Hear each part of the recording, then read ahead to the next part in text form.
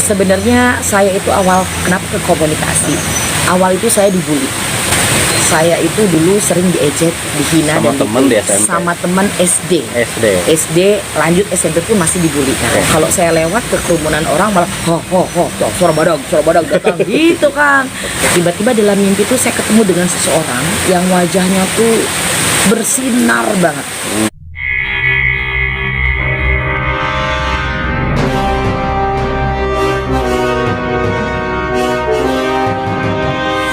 Assalamualaikum warahmatullahi wabarakatuh. Berjumpa lagi bersama saya Tio di VOJ TV di acara program Podling, Podcast Nguriling. Wih, ada Podling ya. Itu namanya Podling, Podcast Nguriling. Dan kali ini narasumber saya ada Teh Lucy Similkiti. Weleh. Lengkapnya Teh Lucy Diarosali. Baik, siap. Ada Bang Kang Tio, alhamdulillah senang banget nih. Ya satu pang sareng Kang Tio bisa ngobrol, bisa berbagi. Sudah berbulan-bulan komunikasi dan baru sekarang terrealisasi. Yes, takdir Allah mempertemukan kita ya sore hari ini untuk Saking banyak ngobrol-ngobrol. jobnya. Pada terayap Kang, saya banyak banget nih yang ngajar, yang MC, ya bikin event, apanya banyak deh Kang. Alhamdulillah masih produktif di masa pandemi ini. Alhamdulillah. Berarti tidak kekurangan job ya walaupun pandemi benar. Amin, alhamdulillah. Utamanya masih dapat banyak berkah Kang. Itu yang paling penting Kang. Tapi sehat kan ya? Alhamdulillah sehat selalu. Selalu ya? Sehat selalu, apapun yang terjadi tetap sehat Kang. Kalau saya nggak salah baca, katanya pendidikannya akuntansi. Ya. Tapi kok jadi komunikasi? Ini gimana ceritanya? Boleh Nah, ceritakan nggak? ini tahu banget nih Kang, kalau saya pendidikan akuntansi nih. Tahu, D3 Jadi kan? betul, Ya. Saya S1 di Unsud akuntansi. Oh, Kemudian D3-nya akuntansi, S1 akuntansi juga? No, saya nggak D3, tapi langsung S1 Kang. Oh. S1 akuntansi, S2-nya manajemen malah. Salah data tuh yang dulu. Oh. Di Google salah data. Betul, jadi S2 pun nggak komunikasi sebenarnya, S2 manajemen. Gitu kan. Tapi memang berbicara tentang komunikasi itu adalah satu keinginan saya dari dulu Kang. Dari SD tuh saya kepengen komunikasi, bahkan kuliah pun kepengen komunikasi. Nah, Tapi kenapa nggak milih itu? nah ini dia takdir Allah Kang. Pada waktu itu saya mau daftar ke komunikasi Unpad pada waktu itu. Tapi tiba-tiba ada surat datang yaitu untuk PMDK. Jadi ya. saya dari SMA 1 Tasikmalaya dapat PMDK ke Unsud dan jurusannya akuntansi karena waktu itu memang gak ada komunikasi. Terus tiba-tiba aja saya pengen aja milih akuntansi gitu ya, ada kayaknya nggak akan keterima nih, kayaknya nggak akan keterima. Itu galau Kang, sempat saya tuh udah pesimis nggak akan keterima lah ke akuntansi, nggak apa-apa ini mah main-main aja waktu itu tuh begitu Kang. Nah pada waktu itu saya maunya nolak. Pengen nolak aja deh, udah nggak usah gitu kan. Saya mah udah pengen ke komunikasi Unpad waktu itu. Cuma ketika konsul ke guru itu nggak boleh ditolak PMDK karena akan berakses kepada adik kelas nanti, nggak akan dipercaya lagi nih sama Unsud gitu. Iya. Jadi mau nggak mau dengan berat hati awalnya itu saya menerima untuk akuntansi ke Unsud. Padahal waktu itu saya bener-bener nggak suka banget sama yang namanya akuntansi kan. Tapi masya Allah ya, Allah itu maha baik, takdir Allah. Akhirnya waktu semester 1 tuh males-malesan, kayaknya enggak, ini bukan passion saya, saya enggak mau, pokoknya saya mau tes lagi nih ke komunikasi gitu. Sampai pada akhirnya ada satu momen di mana saya sadar bahwa semua itu sudah skenario Allah teman-teman. Jadi yang namanya daun yang coklat dia jatuh ke tanah itu bukan kebetulan, karena daunnya udah coklat, bukan. Tapi itu semua skenario Allah, termasuk saya ke akuntansi. Itu skenario Allah juga. Artinya apa? Justru sekarang saya dapat double bonus Kang. Ilmu akuntansi dapat, komunikasi by practical nggak dapat. Jadi rahasia Allah tuh luar biasa kan gitu. Jadi sukanya akuntansi karena memang basically seneng banget, suka banget. Akhirnya saya belajar sendiri, otodidak. Saya mengobservasi, saya melihat, kemudian saya mempraktekkan, saya membaca buku. Nah dari situlah Jadi ilmu komunikasi itu didapatkan dari pengalaman dan baca buku. Betul sekali Kak. Itu ya nggak pernah ada. Nggak ada. Cuman memang sekarang ini akhirnya karena saya selalu haus ilmu gitu kan. Buat saya itu hidup seseorang tuh seimbang ketika dia memenuhi 3 kebutuhan. Apa tuh? Kebutuhan pertama kebutuhan fisik ya, itu dicukupinya dengan makan dan minum. Kemudian yang kedua kebutuhan hati itu dicukupinya dengan mendekat kepada Sang Pencipta dan berbuat baik. Yang ketiga adalah kebutuhan otak. Jadi otak pun punya kebutuhan kan. Dan itu harus dikasih nutrisi gitu. Apa nutrisinya? Satu, baca buku. Jadi kayak baca buku tuh ya hitung-hitung lagi ngasih makan otak gitu. Termasuk ilmu, nuntut ilmu. Sekarang sampai detik ini saya selalu ikut pelatihan-pelatihan. Nah, maka dari itu karena saya merasa nggak cukup nih di komunikasi, ilmu komunikasi ini saya sempurnakan lewat pelatihan-pelatihan. Pelatihan komunikasi. Jadi saya tuh nabung karena emang kalau mau ikut pelatihan komunikasi di nasional level nasional tuh kan budgetnya di 2 digit puluhan juta kan. Iya. Jadi saya tuh budgetnya itu bukan buat ke salon, buat kemana-mana, tapi memang buat beli buku sama buat ikut pelatihan gitu kan. S2 manajemen. Yes. S3 mau ngambil apa? Karena memang sekarang Ada ini rencana saya nggak kuliah S3? ada saya kepengen banget untuk S3. Atau sedang nih? Baru mau akan. Mudah-mudahan 2022 tercapai untuk S3. Amin. Dan karena memang sekarang saya sudah menjadi dosen tetap di Universitas Perjuangan, artinya S3 ini memang harus tetap linear begitu kan. Linear, jadi tetap saya akan mengambil manajemen. Tapi di ilmu manajemen pun ada ilmu komunikasi. Salah satunya adalah mata kuliah komunikasi bisnis. Masih tetap bisa. Masuk ya? Betul, komunikasi every time. Nah, Teteh kan udah nge-MC di banyak acara, di sejumlah, intinya kondang lah, banyak undangan kemana-mana nih. Ini pertama kali dulu di acara apa nih? Pak, ini ceritanya panjang Kang Tio. Ini kalau diceritain Pasti bisa 5 panjang. jam. Ini 5 jam. Pasti panjang. Pasti panjang. Jadi 5 jam jadi sinetron. Kita berseri aja episode pertama ini. Oke, baik. Berarti ini episode pertama cerita dulu ya. Jadi gini Kang. Singkatnya aja. Sebenarnya saya itu awal kenapa ke komunikasi. Awal itu saya dibully. Saya itu dulu sering diejek, dihina Sama dan temen dibully. di SMP? Sama teman SD. SD lanjut SMP pun masih dibully kan. Saya dibully, saya tuh sering dipanggil Lucy Bencong karena suara saya kan gitu. Dan buat perempuan itu ya satu hal yang paling berat adalah ketika dipanggil bencong. Jadi kalau kemana-mana saya datang, orang selalu manggil tuh si Lucy Bencong datang, tuh si Bencong datang. SD itu ya. Itu SD kelas 5, dari SD lah kelas 2, kelas 3 berlanjut ke SMP. SMP kan udah mulai remaja nih. Dimana kepengennya itu kan punya kepercayaan diri, tapi malah dijatuhkan dengan bulian itu kan. Jadi kayak kemana-mana disebut si bencong. Kalau saya lewat ke kerumunan orang malah suara badag datang gitu kan. Nah, sampai ke kelas juga begitu. Sehingga saya tuh muncul jadi pribadi yang memang nggak percaya diri. Karena ketika saya ditunjuk guru misalnya nih untuk ngejawab pertanyaan gitu ya, maka semua orang bencong udah digituin duluan. Maka saya nggak pede. Jadi akhirnya nggak mau untuk ngejawab pertanyaan. Akhirnya muncullah Lucy yang versi diem. Karena nggak mau memunculkan suara, karena ketika saya ngomong itu pasti jadi bahan ejekan. Nah, satu hari saya hari itu full of ejekan pokoknya. Jadi dari pagi, dari berangkat sampai pulang tuh diejek terus. Pulang ke rumah tuh saya nangis. Yang ngejek cewek cowok? Cowok kebanyakan. Kebanyakan nih Kang. Akhirnya pas pulang ke rumah tuh ketemu sama mama saya. Dia ngelihat anaknya nangis, dia nanya sambil sedih juga kan. Kunaon neng? Saya nggak ngejawab. Terus dia udah mulai memprediksi pasti dihina deuinya disebut bencong deuinya kan neng sing sabar. Nah, ketika dia bilang sing sabar tuh saya ngeliat di matanya tuh antara sedih dan kasihan gitu ke saya gitu loh kan. Habis itu satu merasa sedih, ya Allah kasihan banget ya ibu saya punya anak yang suka dibully, dia ikut merasa sedih, ikut merasa kasihan gitu. Ya Allah kok gini amat sih hidup saya gitu ya, udah mau wajah pas-pasan, suara juga bencong, itu kumaha gitu ya. Saya nangis Kang, sholat nangis, itu nangis sampai sujud gitu ya di sajadah tuh sampai ketiduran. Saking nangis yang kayak broken heart gitu, kayak putus cinta tuh kan, nangisnya tuh wah banget gitu ya. Pernah berarti? Oh sering. Ya udah gitu nangis sampai ketiduran tuh Kang. Di sajadah itu pas ketiduran tiba-tiba dalam mimpi tuh saya ketemu dengan seseorang yang wajahnya tuh bersinar banget, adem bersinar. Terus dia berbicara gini ke saya, Lus, eta sora anugerah ti Gusti Allah. Beliau mengatakan itu. Latih. Itu yang saya merinding nih kalau ngomongin ini kan. Ini Masya Allah nih. Ada seperti itu, walau alam bisa hawab gitu ya. Tapi itu kayak jadi pendorong gitu buat saya untuk ya Allah, keun baelah suara bencong da imak suara anugerah ti Gusti Allah. Itu kelas 1 SMP. Kelas 1 SMP. Nah, itu Kang, yang namanya takdir Allah. Beres tuh ya, kayak bangun tuh, oh ininya ada kesadaran, iya ya ini kesorangan anugerah Gusti Allah.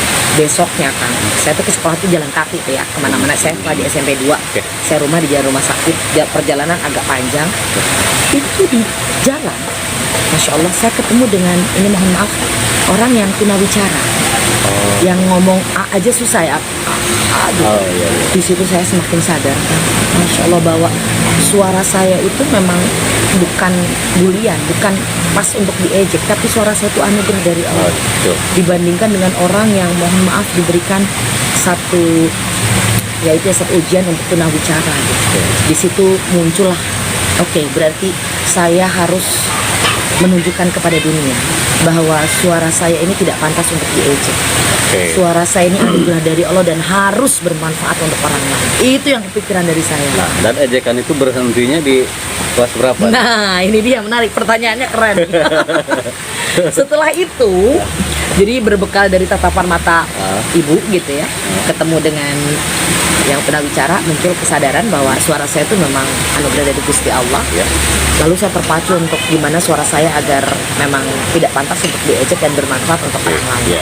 Ini gimana nih caranya biar cepet orang nggak ngejek saya. Oh, jadi MC. Kepikiran tuh Kang, pengen jadi MC upacara. Kelas Awal pas SMP. Kelas 1 SMP. Yes, gitu ya. Tapi kumaha jadi MC itu kan nggak tahu gitu ya.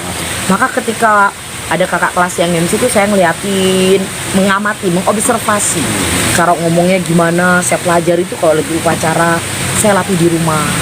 Mohon perhatian, upacara akan segera dimulai. Itu saya latih terus. Latih di depan kaca berarti? Di depan kaca, yes, terus latihan. Terus ketika itu zaman-zamannya RCTI ada Desi Anwar. Nah, terus itu saya lihat ya. Kemudian penyiar TVRI itu ada Teh Gina, siapa ya? Bukan Gina Surya, pokoknya Teh Gina aja itu salah satu yang memang saya suka mengamati caranya. Saya belajar sendiri untuk jadi MC. Pokoknya saya harus mendapatkan panggung MC and show to the world bahwa suara saya ini bermanfaat kok, nggak pas untuk diejek-ejek. Latihan tuh 4 bulan sendiri. Latihan baca-baca, setiap teks dibaca gitu ya. Itu namanya kalau dalam teknik komunikasi teknik pelafalan. Itu spanduk yang ada di jalan aja saya baca. Hadirilah lumba-lumba di dadaha. Iya. Hadirilah sambil jalan tuh, hadirilah lumba-lumba di dadaha gitu ya. Sampai orang yang papasan tuh gelo bener teh jelmatnya jika nama cuek we gitu nya latihan we pelafalan. Sampai akhirnya 4 bulan masuklah saya ke ruang OSIS waktu itu. Saya ngomong ke ketua OSIS, ada itu lagi ngumpul ketua OSIS, wakil ketua OSIS, sekretaris bendahara. Saya ngomong, Kang, abdi yang jantan MC. Lalu ketua OSIS dia ngeliatin dari ujung rambut sampai ujung kaki, tet, si bencong rek jadi MC, itu mungkin katanya. Terus ada waktu itu sekretaris ya bendahara bilang, karunya so kayak cobaan sok atau cobaan. Nah, saya udah latihan di rumah berbekal. Maka inilah kalimat yang saya showkan kepada para pengurus OSIS waktu itu. Mohon perhatian, upacara akan segera dimulai. Di ruang OSIS. Di ruang OSIS. Bari nggak ada regdeng, tapi saya kepengen berubah gitu kan, merubah nasib. Artinya PD udah ada dong karena udah latihannya. Ya. Jadi PD itu muncul dari latihan kan. Mau nggak mau kita punya amunisi lah. Kalau kita kosong nggak latihan ya nggak ada yang menggerakkan kita gitu ya. Satu karena latihan PD, yang kedua adalah karena ingin membuat ibu saya bahagia pada waktu itu. Nah udah saya praktikan. Kemudian ketua OSISnya bilang kuma mayan latihan 4 bulan disebut mayan lumayan katanya. Akhirnya kuma tukang biasanya jantan MC sok atau cina Senin cobaan jadi MC. Waduh, saya senengnya minta ampun Kang. Pertama kali dapat panggung SMP kelas 1 di upacara bendera. Waktu itu wah, itu latihan tuh hari Jumat, latihan Sabtu Minggu. Datang ke sekolah tuh hari Senin jam 5:30 pagi. Sampai penjaga sekolah, "Neng aya naon cenah enjing pisan." Pada jantan MC. Oh, gaya ya. Rada lege jantan MC gitu kan. Bismillahirrahmanirrahim. La haula wala quwata illa billah. Akhirnya saya jadi MC pada waktu itu. Wah, nervous banget. Keringat keluar. Wah, pipis sedikit ada. Pokoknya wah nervous banget itu kan. Tapi saya punya prinsip ya, saya ingin memberikan kebanggaan gitu. Saya nggak mau dihina-hina terus. Dan itu berhasil. Itu berhasil. Berhasil. Hari Senin saya MC, alhamdulillah selesai MC upacara. Selasanya orang di sekolah nggak panggil Lucy Bencong, apa? Tapi manggilnya Lucy MC. Waduh.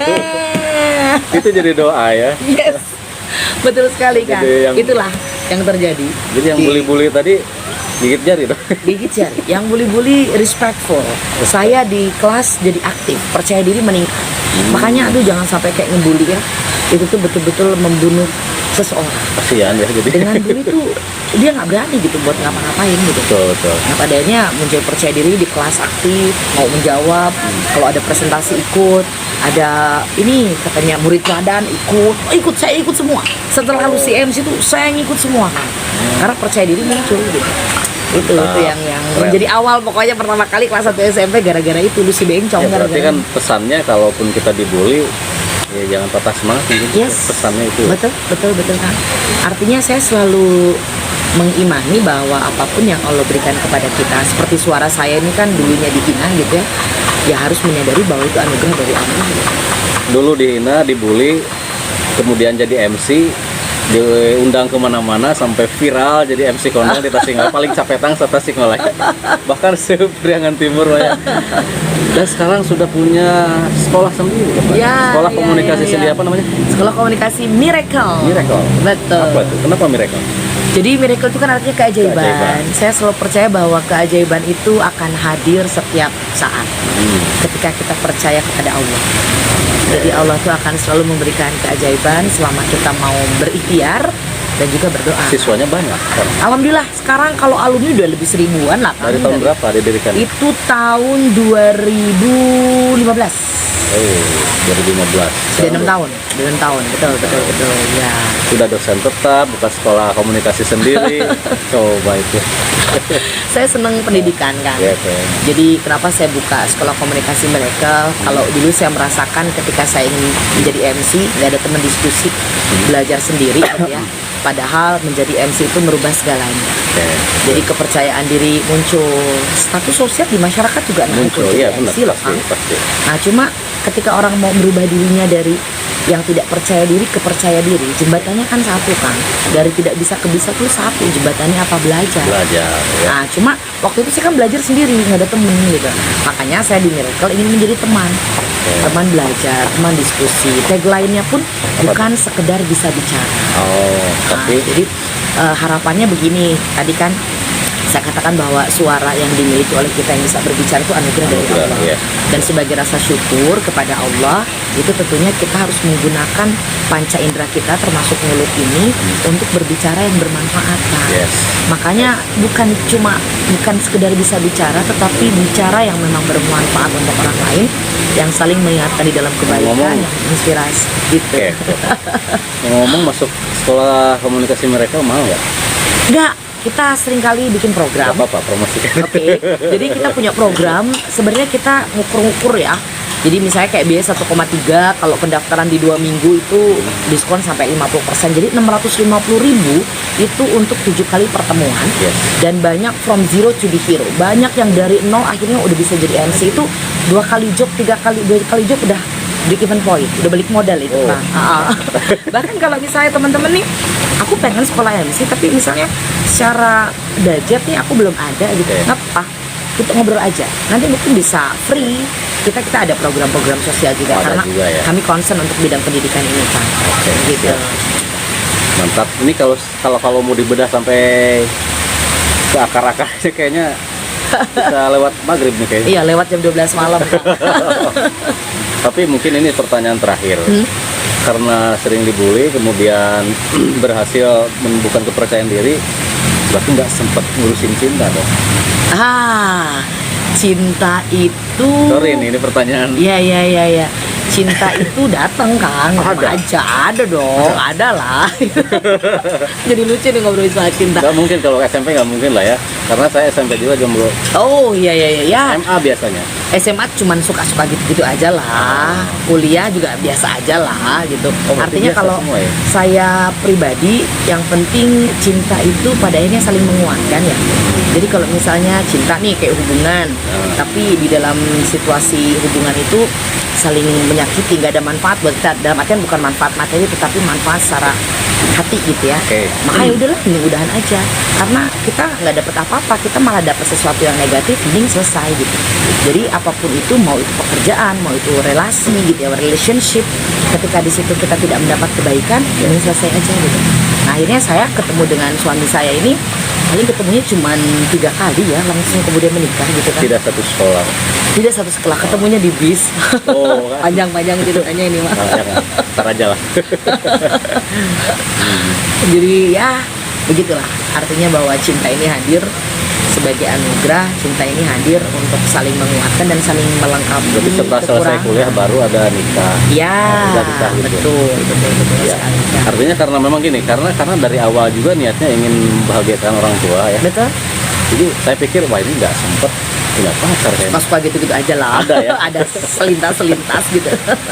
Buah-buah nu tadinya anu ngabuli teh lah jadi bogoh.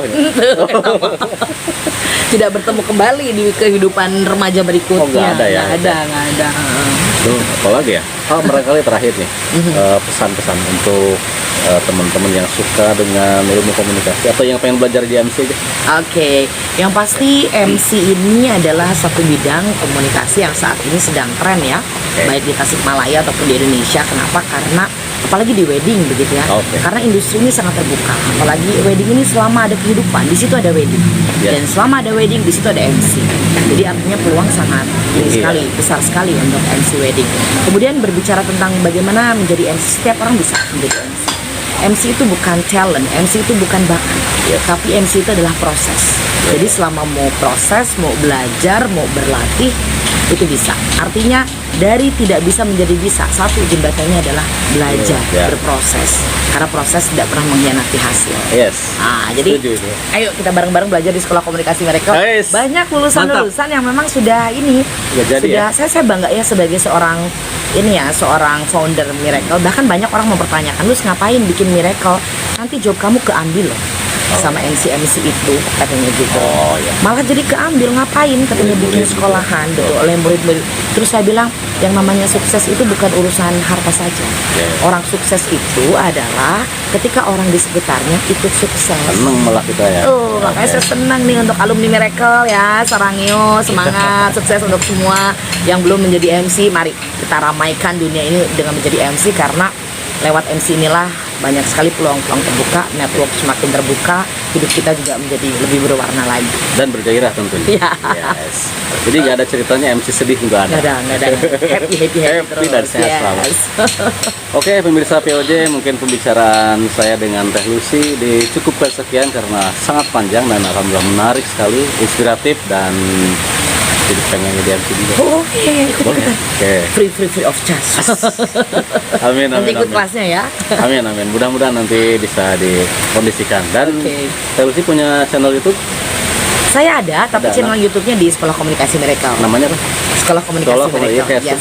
Di subscribe channel Sekolah Komunikasi Miracle, dan jangan lupa subscribe, like, and comment ya. POJ TV. Dan sampai jumpa di pertemuan berikutnya. Mudah-mudahan nanti kita bisa bersharing, ngobrol di pertemuan berikutnya. Assalamualaikum warahmatullahi wabarakatuh.